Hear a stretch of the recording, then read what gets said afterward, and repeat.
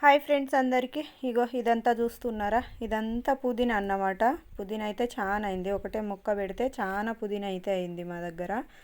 ఈ పుదీనాలు అయితే తేళ్ళు పాములు, ఇప్పుడు వర్షాకాలం కదా, ఏమొచ్చినా మాకైతే అవుపడతలేదు. అవుపడక నేను ఇక్కడే గిన్నెలు తోముతాయి, పక్కనే హౌస్ కూడా ఉంది.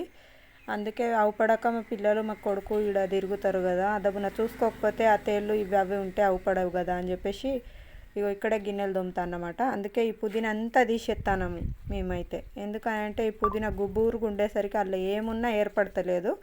అందుకే మొత్తం తీసేస్తాను. ఇగో పక్కనే తులసమ్మ, ఇదైతే మల్లె చెట్టు, చెరుకు చెట్టు కూడా ఉన్నదన్నమాట. ఇక్కడ చెరుకు చెట్టు, ఇగో మామిడి చెట్టు, 2 మామిడి చెట్లు అయితే ఉన్నాయి ఇక్కడ.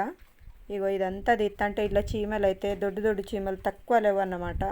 అందుకే మొత్తం తీసేస్తాను. ఇగో ఇదైతే చామంతి చెట్లు అయితే మా సార్ చూసుకోక పుదీనాలో చామంతి చెట్లు కూడా బీకేసిండు.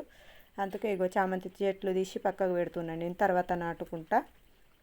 ఇగో అంతా తీసేస్తాను. పుదీనా అయితే ధరిత్తలేదు పుదీనా తీసేయడానికి, కానీ ఏం చేస్తాం మరి. ఇక ఈ వర్షాకాలం ఇంకా ఎక్కువ అవుతుంది పుదీనా, ఇంకెక్కువ బారుతుంది అన్నమాట. అందుకే తీసేస్తాను మొత్తం.